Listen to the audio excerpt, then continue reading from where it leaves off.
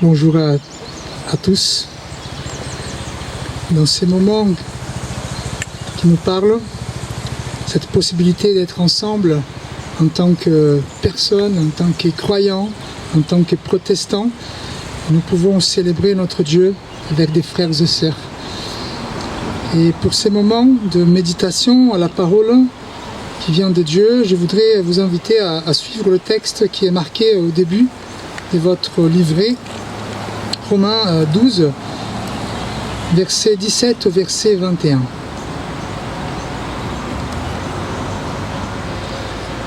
Ne rendez à personne le mal pour le mal, et cherchez ce qui est bien devant tous les hommes. Si cela est possible, dans la mesure où cela dépend de vous, soyez en paix avec tous les hommes. Ne vous vengez pas vous-même, bien-aimés, mais laissez agir la colère de Dieu, car il est écrit, c'est à moi qu'appartient la vengeance. C'est moi qui donnerai à chacun ce qu'il mérite, dit le Seigneur. Mais si ton ennemi a faim, donne-lui à manger. S'il a soif, donne-lui à boire, car en agissant ainsi, tu amasseras des charbons ardents sur sa tête. Ne te laisse pas vaincre par le mal, mais sois vainqueur du mal par le bien. Je vous invite à la prière. Père éternel, devant ta parole qui nous inspire, qui nous illumine, nous voulons te prier afin que nous puissions comprendre des choses qui touchent notre âme, notre être, pour qu'on puisse se mettre en accord avec la vie du Christ, notre Seigneur. Amen. En discutant avec un ami cette semaine, on peut bien faire un constat que le monde est un peu radicalisé. Il y a beaucoup d'extrêmes, des extrémistes. Ça, on n'a pas besoin d'être un philosophe, un artiste pour constater cette réalité. Mais peut-être on va trop vite dans le jugement en disant ouais, il y a beaucoup des extrémistes. Mais c'est pas pour rien. En fait, dans le moment dans lequel nous vivons, c'est compliqué. Les bateaux sont en train de couler. Et quand les bateaux sont en train de couler, il faut qu'on prenne des décisions vite. Il faut qu'on tranche. On n'a plus le temps de réfléchir. On n'a plus le temps d'attendre, voir ce qui va se passer. Et malheureusement, chers amis, on nous a promis, après les guerres, la paix.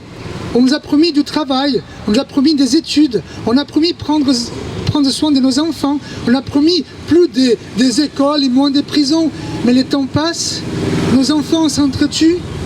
Le temps passe. Les gens n'ont pas de travail, n'ont pas d'argent. Et donc, à ces moments, c'est pas difficile de comprendre que nous sommes radicalisés. Il faut qu'on prenne des décisions. Titanic est en train de couler. On n'a plus la patience. On n'a plus le temps. Et quand on pense à l'avenir des enfants, il faut qu'on tranche. Mais le sujet de notre méditation de l'apôtre Paul, c'est pas forcément notre monde d'aujourd'hui. Dans sa situation, c'est un peu différent. Lui, il est en prison, lui. Il adresse cette lettre à des chrétiens en Rome qui sont en train d'être persécutés, mais pas simplement persécutés, c'est les cirques de Néron. Les gens vont dans les arènes, ils sont tués par des ours, des lions, par des gladiateurs, ils sont morts, ils sont mis dans des torchons, ils sont fait Néron met les feux aux gens, aux chrétiens, pour allumer les rues de Rome. C'est grave. Et qu'est-ce qui se passe? Paul est en train de demander à ces chrétiens d'aimer leurs ennemis. De ne pas payer le mal pour le mal. Et comment cette parole de l'apôtre Paul peut toucher notre cœur aujourd'hui? Évidemment, à force de trancher, à force d'avoir un avis, soit politique, soit philosophique, soit théologique, parfois on est dur. Parfois les gens sont durs avec nous. Parfois on a des ennemis. Même dans notre propre famille. C'est ça que c'est intéressant. On a des ennemis dans notre propre famille à cause d'une opinion politique, à cause d'un parti.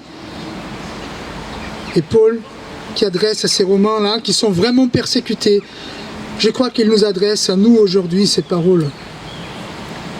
Nous, en tant que chrétiens, et Paul, il parlait aux chrétiens, et moi aujourd'hui, je compte que vous aimez Jésus-Christ. Je ne sais pas en quelle mesure, mais que les paroles du Christ vous intéressent. Donc il demande à tous ceux qui aiment Jésus-Christ de ne pas payer le mal pour le mal. Essayons de comprendre un peu ce que nous dit notre texte. Alors, Paul, il commence par une interdiction. Il dit « Ne rendez personne le mal pour le mal ». Cette idée a déjà été reprise dans le verset 14. Vous savez, au chapitre 12 des Romains, Paul il parle de l'amour au prochain, un amour légitime, un amour intègre. Et d'abord il dit, bon, il faut l'aimer, faut aimer les uns les autres. Il parle que les chrétiens doivent s'aimer. Et maintenant, il va parler à ce qui se passe à l'extérieur. Oui, on doit s'aimer entre nous, c'est les basiques. Mais là, quand on parle à ceux qui sont à l'extérieur de l'Église, et là, Paul va dire, ne rendez à personne le mal pour le mal. Paul explique à ces gens-là que son enseignement dépend de l'enseignement de Jésus. Aimez votre ennemi. On n'est plus comme dans l'Ancien Testament qui disait œil pour œil, dent pour dent. On n'est plus dans cette éthique-là. On a l'éthique de rendre le bien pour le mal. Les chrétiens ne répondent pas au mal par le mal parce qu'ils suivent l'exemple de Jésus-Christ. Mais Paul, il va ajouter quelque chose dans son interdiction. Il va dire « Recherchez ce qui est bien devant tous les hommes ». Alors c'est intéressant parce qu'il dit « Rechercher, prendre soin, s'occuper de chercher le bien ». Ça ne veut pas dire simplement, si quelqu'un te fait le mal, alors tu ne payes pas de la même monnaie, avec la même monnaie, de la même façon. Il dit non, non, non, soyez intelligents, recherchez le bien. Donc, c'est une phrase qui dit en fait faire le bien envers tous. C'est pas une chose qui c'est spontanée, mais planifiée, c'est ça qu'il veut dire. Si quelqu'un te fait mal, si quelqu'un te dit des choses qui n'est pas sympa, comment on peut imaginer faire le bien à cette personne? Parfois c'est difficile déjà quand quelqu'un nous fait mal, on veut tout de suite répondre. Mais si Jésus dit qu'il ne faut pas rendre le mal pour le mal, d'accord, je ne vais rien faire, mais maintenant, il nous invite à planifier le bien pour cette personne. Voilà, c'est ça qui dit l'apôtre Paul, qui suit l'exemple de Jésus-Christ. En plus, il dit qu'il faut faire le bien devant tous les hommes. Le problème ici, chers amis, le bien pour quelques-uns, ce n'est pas le bien pour les autres. Peut-être que le bien pour quelques-uns, c'est de donner, et le bien pour les autres, c'est de voler. Et quel bien on doit faire finalement? On doit plaire tous les hommes, tout le monde. Donc je dois suivre toutes les tendances mondaines. Non, évidemment, on doit suivre Jésus-Christ. Par contre, ne pas rendre le mal pour le mal. Paul poursuit, il dit, « S'il est possible, autant que cela dépend de vous, soyez en paix avec tous les hommes. » Alors, Paul, il n'était pas naïf, d'accord? Il savait que dans cette situation en Rome, ils étaient persécutés. Imaginez que vous êtes chez vous, là, en train de cuisiner, il y a des soldats romains qui envahissent votre maison, ils vous prennent, vous et vos enfants, et le lendemain, vous serez dans une arène. Vous et vos enfants serez mangés par des lions. Ouais, c'est pas la même époque, hein, on est d'accord? Donc, parfois, c'est pas possible d'être en paix, on est d'accord? C'est pour ça qu'il dit, s'il est possible, autant que cela dépend de vous. Parfois, on ne peut pas faire de la paix. Parfois, notre voisin, il ne veut pas la paix. Mais ce qui Paul, il dit, autant que ça dépend de vous. Vous devez éviter toujours les oppositions. Ne jamais être responsable d'aggraver une situation, un conflit qui soit inutile. Vous comprenez?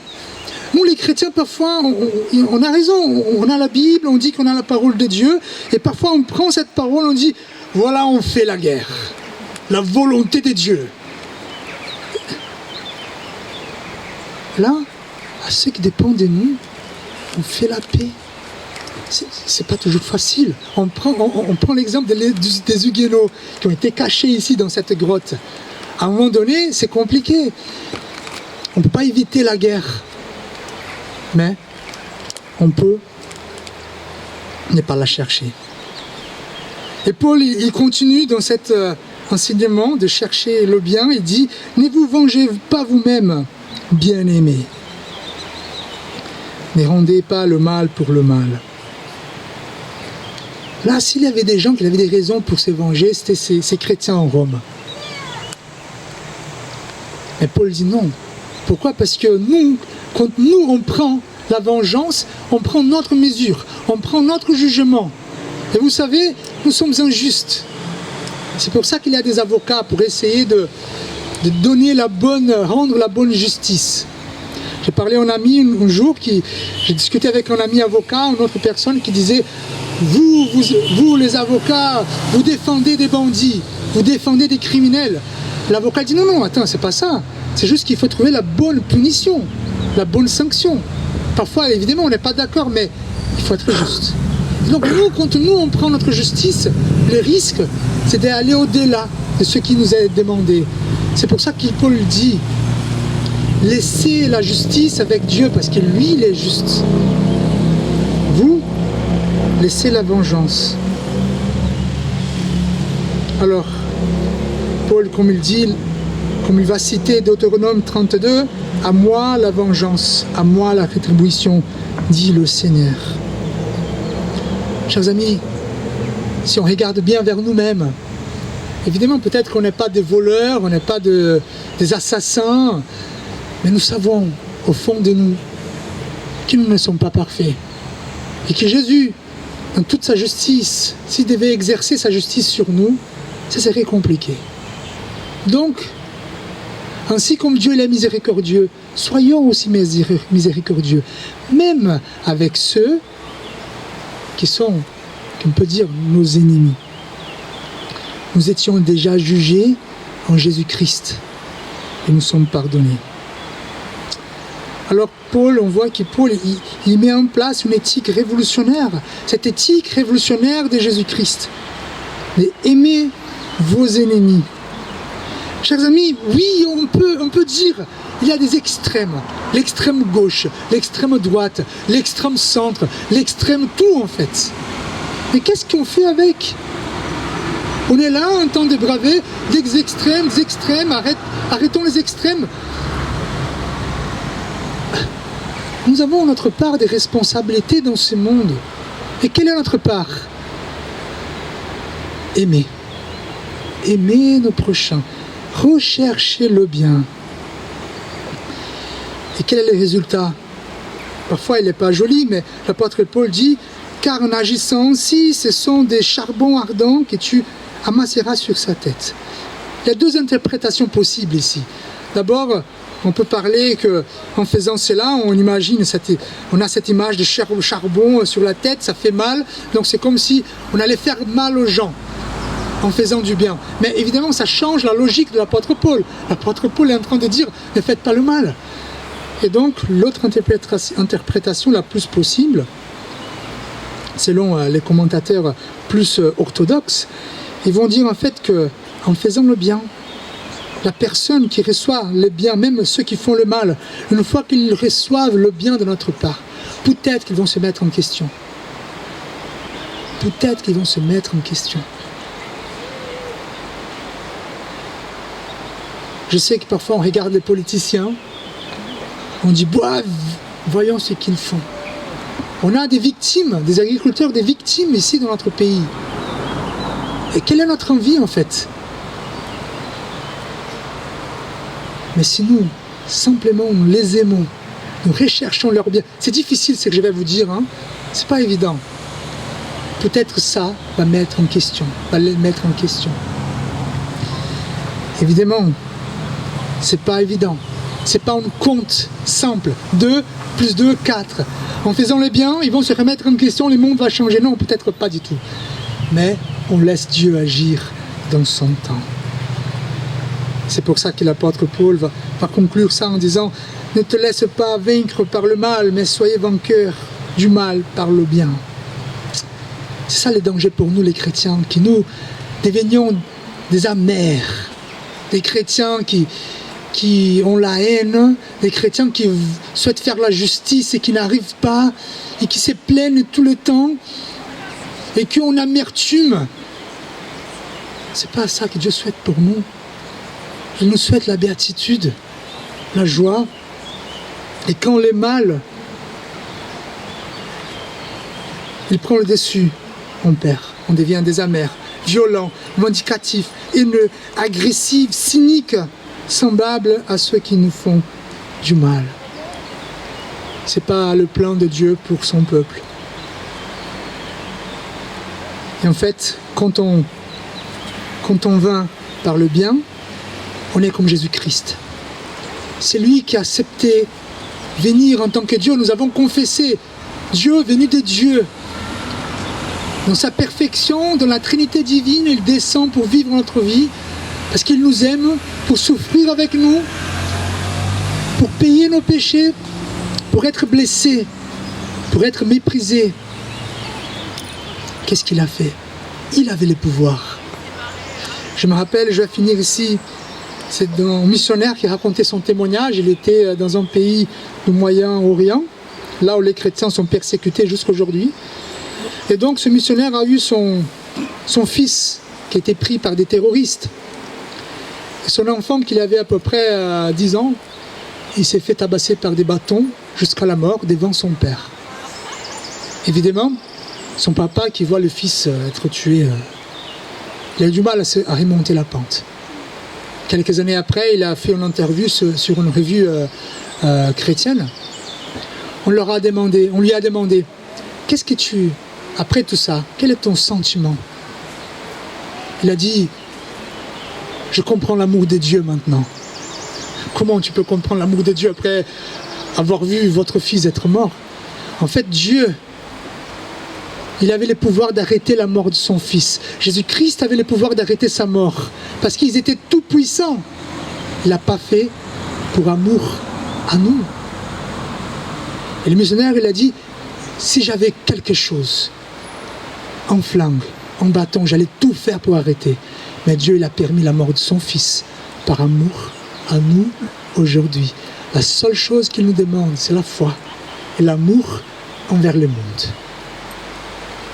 Dans ces moments, chers amis, où les bateaux ils coulent, au lieu de trouver une côté extrême pour nous abriter, cherchons plutôt cet amour.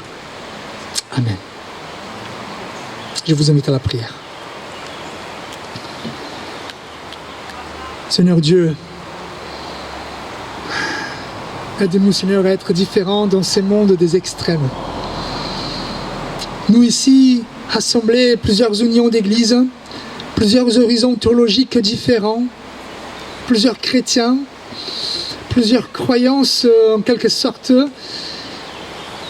Seigneur, que Jésus-Christ soit le centre. Cet amour, Seigneur, dont nous avons reçu de toi, de ton Fils, soit déversé dans le monde. Que nous soyons ces agents, les agents de l'amour. Seigneur, on ne veut pas juger quel côté politique les gens se placent, quel côté théologique, quel côté social. Seigneur, que simplement l'amour soit notre drapeau pour ce monde. Pas notre amour qui vient de nous, mais cet amour qui trouve sa source en Jésus-Christ. Amen. Je voudrais inviter...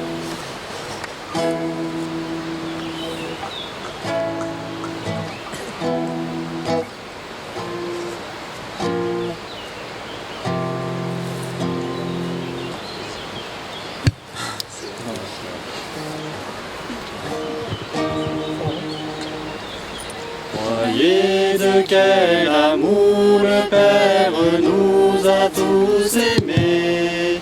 Voyez de quel amour le Père nous a tous aimés. Il nous a appelés ses enfants. Il nous a appelés ses enfants. Voyez de quel amour le Père nous a tous aimés. Voyez de quel amour le Père nous a tous aimés.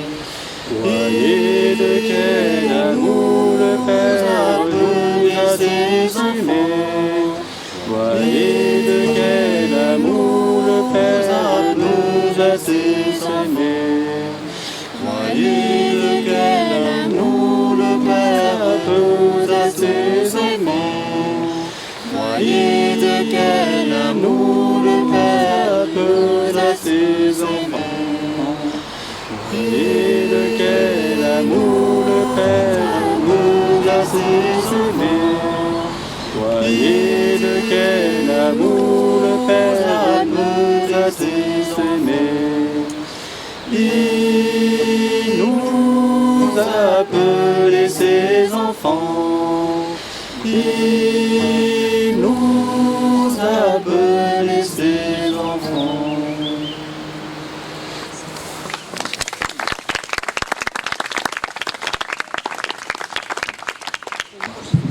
Donc voilà, bonjour à tous. Voilà, je me présente, donc je suis Hélène Pelzer de l'église de Saint-Giron. En fait, je suis l'épouse de Paul qui joue de la trompette, comme ça c'est un peu plus facile pour nous identifier. Donc Fabio, avec le conseil, m'a demandé de présenter l'aumônerie protestante.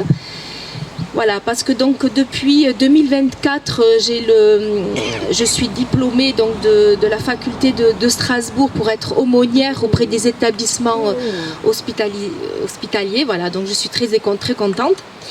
Et donc du coup, le service d'aumônerie se structure en Ariège. Donc je suis pas seule, bien entendu. On est une équipe avec des visiteurs. On est un peu répartis dans différentes régions de l'Ariège parce que quand même c'est assez étendu.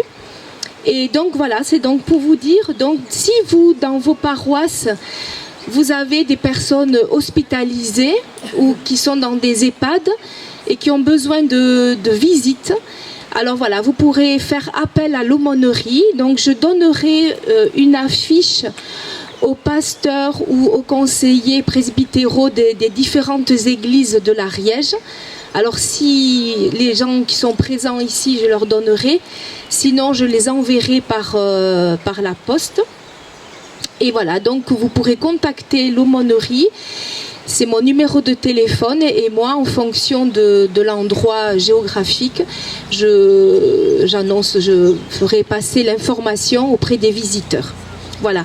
Mais en sachant que ces visites ne remplacent pas non plus les visites des pasteurs dans les hôpitaux ou dans les EHPAD. C'est important aussi de le dire.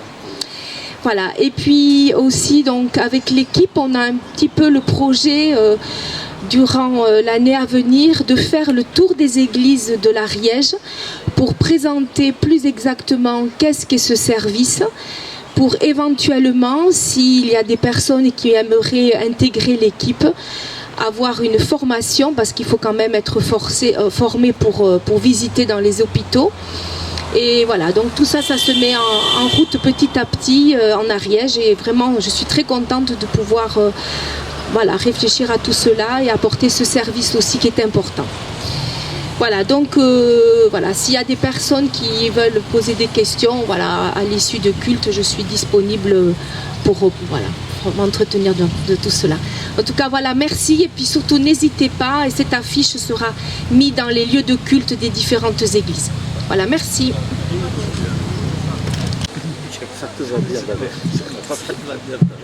Je vous invite à vous lever pour l'exhortation et la bénédiction de la part de notre Dieu.